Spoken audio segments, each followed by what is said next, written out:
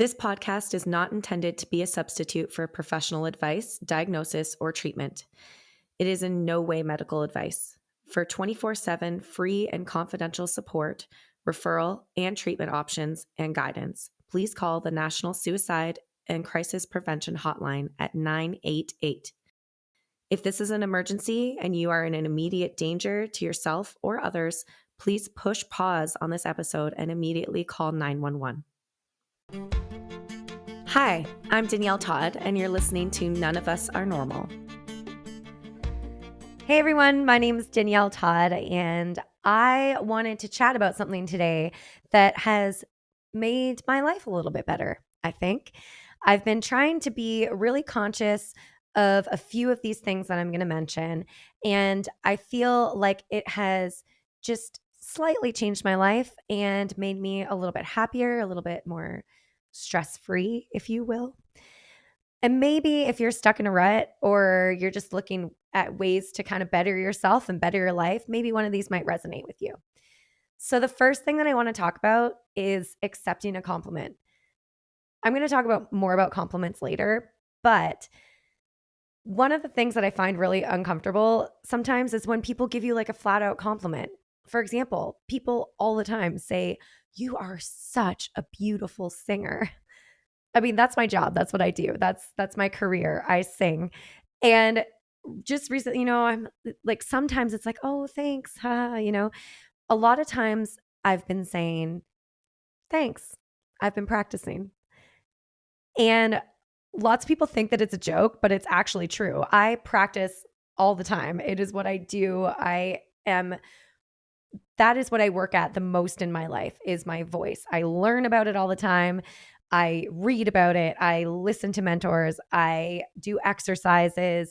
I always try to better and strengthen my voice. So when somebody compliments me, I want to sit with that compliment and accept it and let them know that I appreciate it and that I've been practicing. I've been working on that. That's something that I've been doing. And I feel like it makes me just accept a compliment in a better way. So something to think about. Secondly, and this also has to do with compliments, and this is also something I'm working on, but I think it's a good thing to set boundaries with friends and family members about talking about you. For example, about your weight or, recent changes in how you look or really anything. If it makes you feel uncomfortable, even if they're trying to be nice, I don't know, talking about people's weight is just not the cool thing to do anymore, even if it's a nice thing. So if you are going to your aunt's house and you know that she likes to bring it up and say, like, "You look great. Have you been working out?" And you don't want to talk about it, let them know beforehand. Just say, "I don't really want to talk about my weight. So if we can't get around that, like maybe I don't really want to come to dinner. But if we can, then I feel like everyone is going to have a good time." So setting those boundaries beforehand for yourself and for others, I think is really, really good. And I think it comes down to just being able to have open communication with the people that you love. Let them know when something bothers you. Let them know when it feels uncomfortable. And I know that even it's kind of hard for me too. Like there's people in my life where they comment on things like that and I don't really love it. But if it's just in passing, I let it go a lot of times. But recently I've just been kind of saying like, I don't want to talk about that. And it can catch people off guard. But in the end, they're like, "Oh, okay." And they realize that you really just don't want to talk about it and it makes you feel uncomfortable for whatever reason. And they move on and it's fine. And then you don't have that awkward, uncomfortable feeling yourself. And they don't have that awkward, uncomfortable feeling when you don't respond well to it. So just kind of nipping it in the bud is one thing that I've been trying to do myself. And I feel like will be better in the long run. Third thing is creating space between you and people that bring you down. This can be family members, this can be friends, this can be social media friends, it can be coworkers, anything like that. If you notice that somebody just drains your energy when you're around them, or they don't have the same views as you, they don't have the same values as you, it might be very hard to create space. But recently, I've been trying to create space with people that I just don't really see eye to eye. And it's feeling better for me because I'm not being rude. I'm not talking to somebody. I'm not answering them. I'm just not going out of my way to comment on their posts online or send them a text message or call them just because they're, family or friend, a friend for a long time or whatever it is. I'm just creating a little bit of space. That breathing room makes it a lot easier when you're not around them to be around them when you have to be. So keep that in mind to just create that little bit of space, whether it be not answering phone calls or text messages, which actually brings me to my next thing. Hide people on social media that bring you down. If I see somebody on social media that a post on social media that I disagree with or that makes me feel mad or upset or sad or puts me in a bad mood, no matter who it is, I will hide them on my social media. I don't want to see it anymore. I don't care to be brought down. When I go on Facebook or Instagram or TikTok, I am looking for puppy videos, food videos, singing technique videos, and maybe some updates from my friends. But other than that, I don't want to hear about politics. I don't want to hear about what you feel about if it's the opposite of what I believe in. Like I just am, unless I'm having a conversation with someone face to face where I can discuss really important topics in the world, I just don't want to see it. So I have been hiding negative things or things that I consider negative or that make me feel negative on social media for a long time now. And I feel like it has made me a better person because also, when I come into contact with those people that I find, okay, I really disagree with this person on a lot of matters. If I see that every single day, when I see them in real life and I talk to them, I don't really want to talk to them or be around them. And that's okay.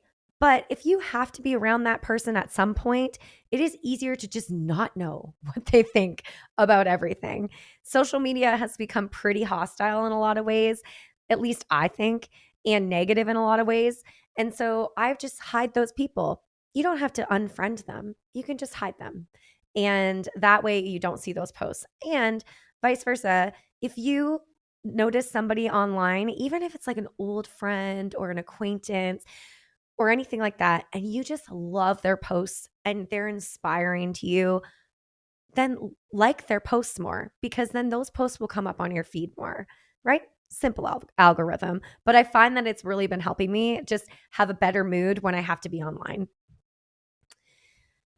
Another goal of mine, and I mentioned this in a previous podcast, I want to spend 1,000 hours outside a year. That's a lot of hours. And you can blame my sister for that because she brought this idea into my head.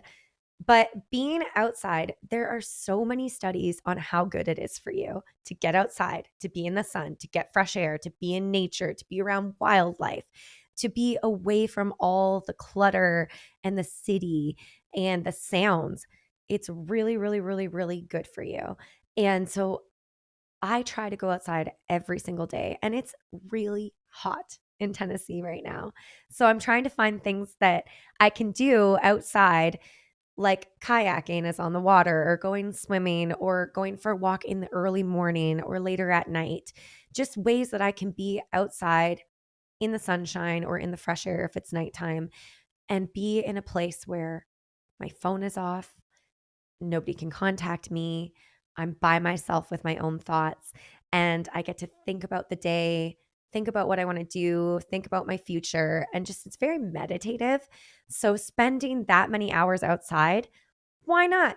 If you have if you have a laptop and you can work on your laptop, sit outside under a tree. If you're reading a book, sit outside and read the book. Just being outside is so much better for you than being cooped up in the house. And I find that it's made a huge difference in my mood to be outside.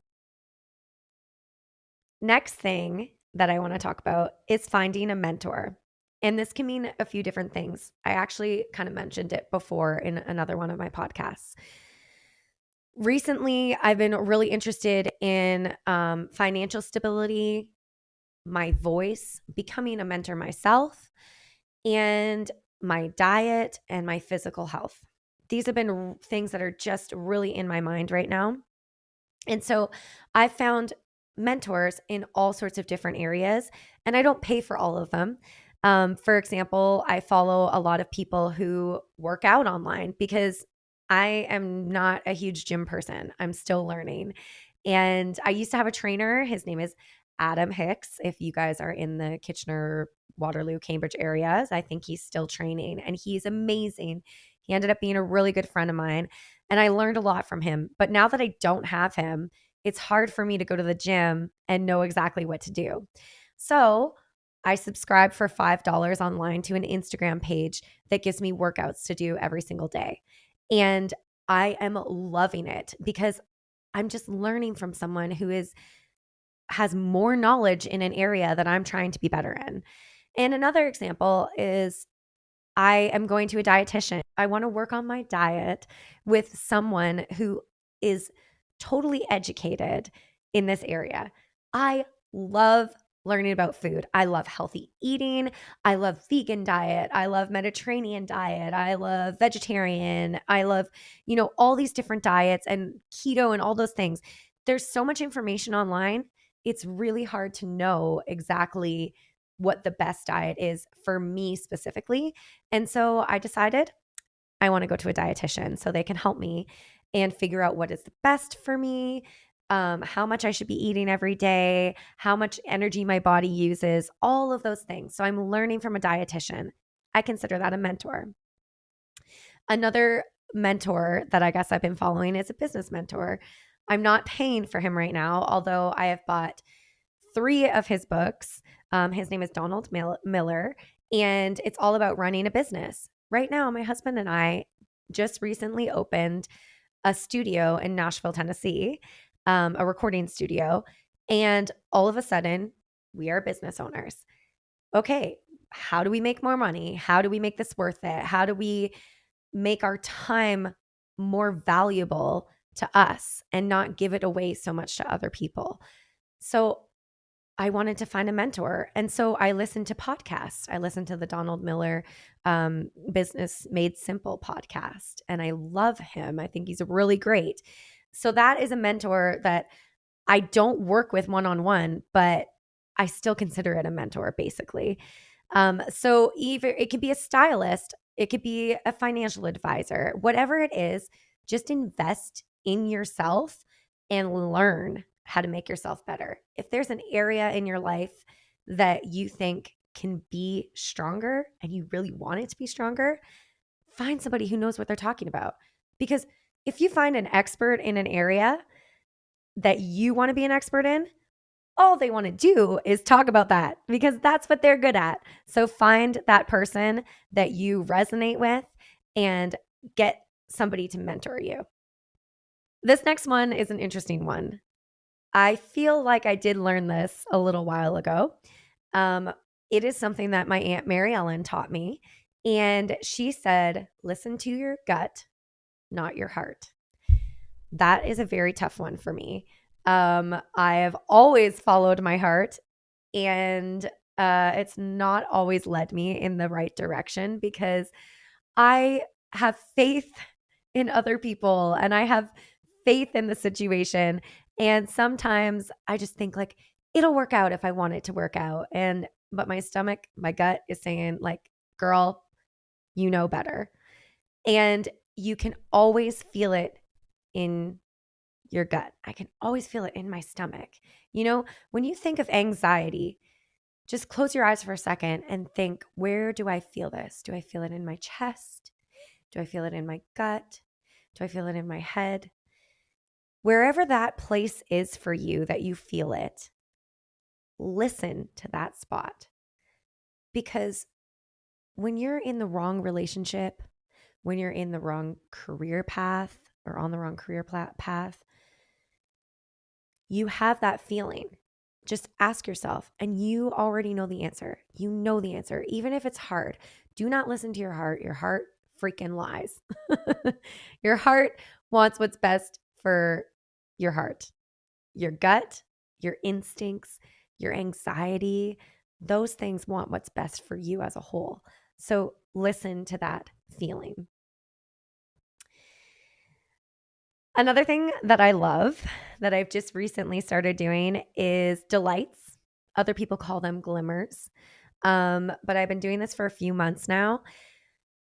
I really try to take notice of little delights in my day. For example, the other day I walked out of my house and I saw out of the corner of my eye in a crack between my sunroom and the cement ground, there was a crack there, and there was little pansies growing. And there's like a bunch of flowers now. And I thought to myself, like, wow, what a survivor that flower is. First of all, I don't even know how that pansy got there. I don't have pansies on my entire property. But there's this beautiful flower growing out of a crack in the middle of nowhere in the cement. And I was just like so happy about this. I literally ran inside. I was like, Grady, come look at this. And I brought him outside and he was like, oh, cool, you know? But to me, I was just like, this little flower is growing and this little flower is like a winner. And I was like so excited about it. Something like that would be a delight. Another thing is when I look at my dogs, that's a delight. When I see my little dog looking back at me after I give her a treat and her little tail is wagging, that's a delight. When it's, you know, raining outside and you're inside and you're cozy, that's a delight. It's basically the opposite of a negative thought. It's a positive thought. So when I see these things, and it might sound a little funny, but when I'm alone and I'm not around people, I will literally say out loud, delight, put my hand up. And then I will take a picture of it because I want to share that delight with somebody. And so I have a friend that we share delights with each other so that if I'm going through a rough day or she's going through a rough day, I can send off that delight to her. That's all that needs to be said. And maybe it might brighten their day and bring a delight to their day. And so sharing a delight or a glimmer or a positive thought makes you feel better. It makes you feel like you're helping someone.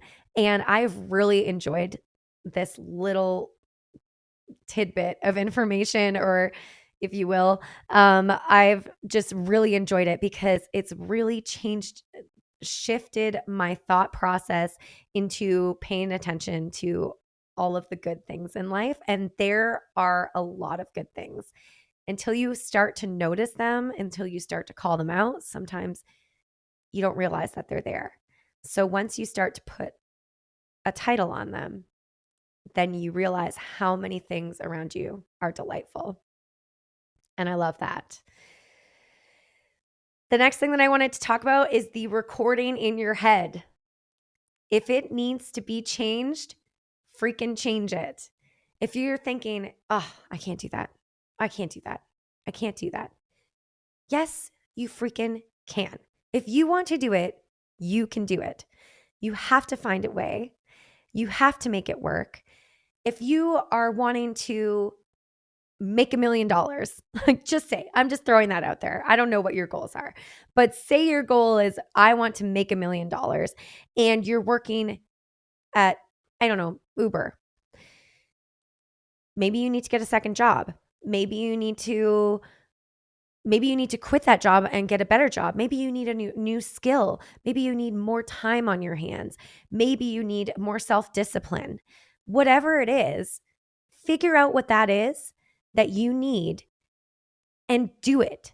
You can change the recording in your head. When you think, I can't make $1 million, that's just not in the cards for me. Well, then it's not. You know, if you think, ooh, $1 million, that's a little scary, but like there's got to be a way, then you are going to find that way. You're going to find your way to it. There's got to be a way to get there. So change that recording in your head. If another example is, I'm overweight. You may be overweight, but when you tell yourself that, it doesn't really feel good. How about you walk past the mirror and you think like, ooh, I look nice today. And you know what? I'm going to treat my body in a good way. And I'm going to go to the gym, or I'm going to make a salad, or I'm going to make a comforting meal, and I'm going to eat what my body wants me to eat, and I'm going to nourish it with good foods. Or I'm going to do yoga, or I'm going to meditate, or go out into the universe, be outside for your 1,000 hours. Whatever it is, do something kind to your body instead of doing something detrimental to your body. What you tell yourself over and over and over in your head is your reality. Listen to a meditation that has positive vibes in it. Listen to a meditation that has positive reinforcements. Tell yourself positive affirmations every night. Look in the mirror and say, I love myself. I love my body. My body has done amazing things for me. Those sorts of things will start to change your thought process, and changing your thought process is going to change your whole life. If you are feeling down and sad and out, I feel like I'm preaching a little bit, but it's true. If you change your thought process, and you always look at the brighter side of things, you're going to start to feel that way. A really good example is my husband has a song called Winning. And it was kind of a joke song that he wrote, but he's very well known for it in Nashville. If you've ever seen him play, you'd probably heard him play this song. And it's a super funny song. And it's all about how he's too good at winning to be sad anymore because he went through a breakup. And in that breakup, he thought that he lost himself, but then he started to play music. And he started to go out, and he said it was pretty hard to be sad when I was playing music all the time. And so he wrote this song called I'm Too Good at Winning. And it's all about being on top of the world and having, the best life ever. Well, I was just talking to him the other day, and he said, the funny thing about that is when I wrote that song, I was pretty much homeless. I didn't have a place to live. I had just gotten kicked out of the house that we were renting because they sold it out from under us. And I had 5 days to find a new place to live. I didn't have enough money to move back home.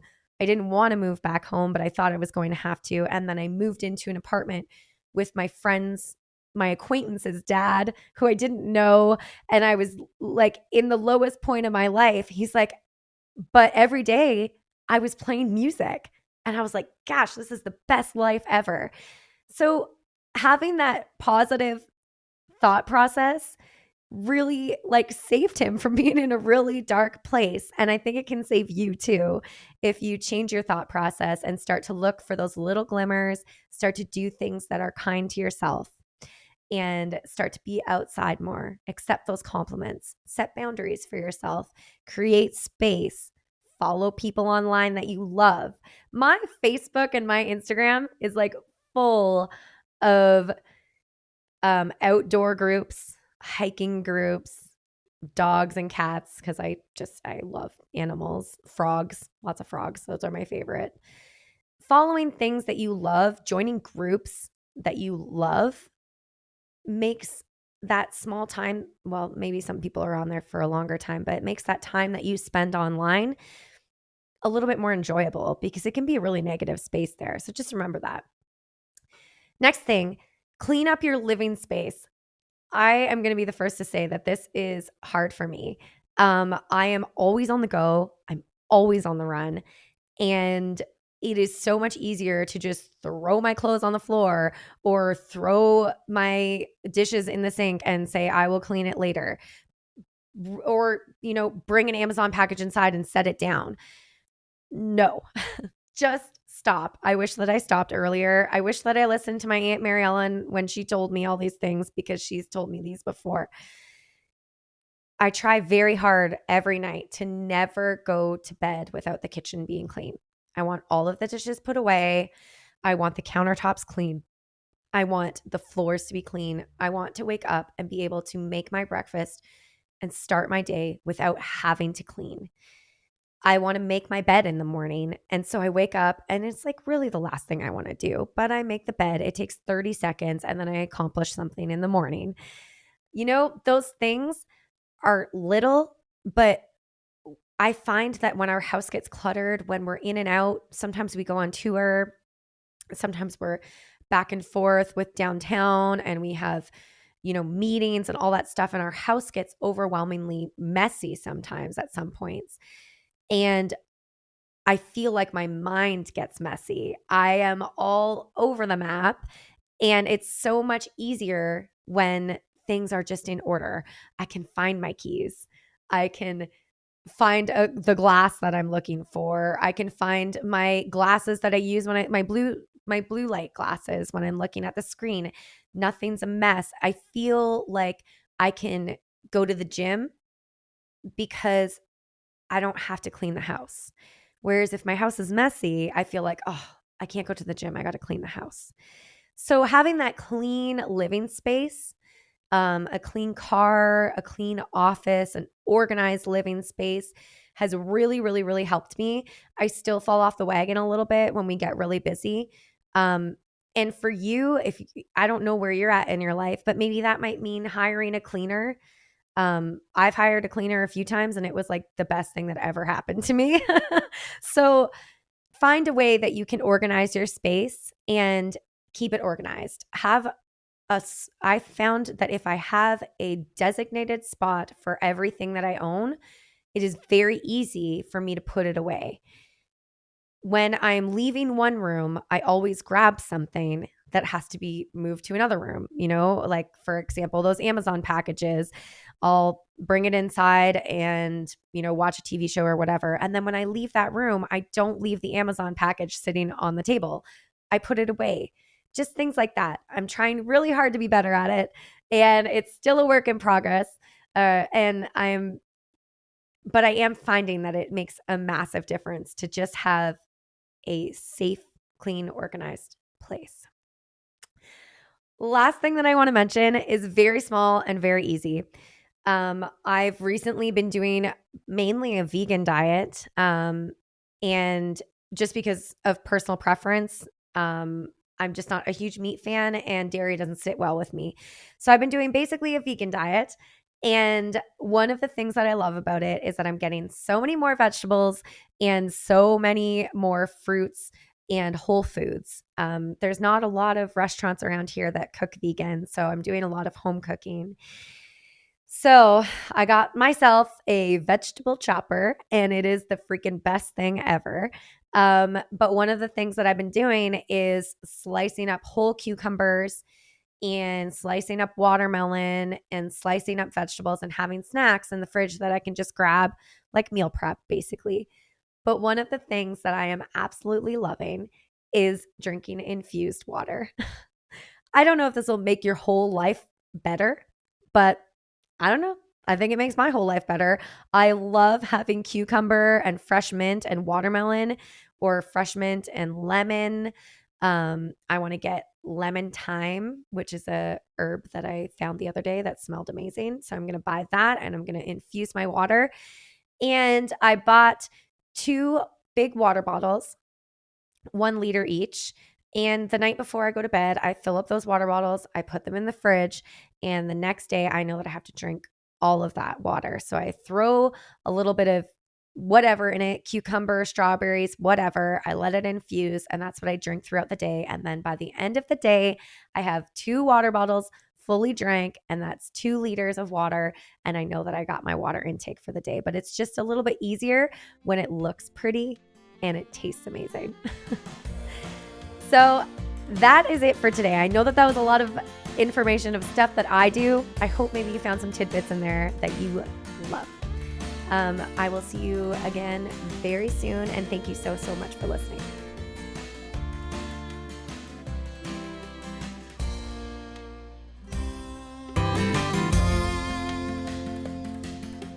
Thank you for listening to None of Us Are Normal. Being a human is hard, and I hope hearing from other humans on my show helps you in your own experience. For additional resources or to learn more about today's guest, please visit danielletoddmusic.com. So make it worth every joy, worth every pain. Look for the sun even when it rains, and hey, we're all trying and surviving. And hey, I'm just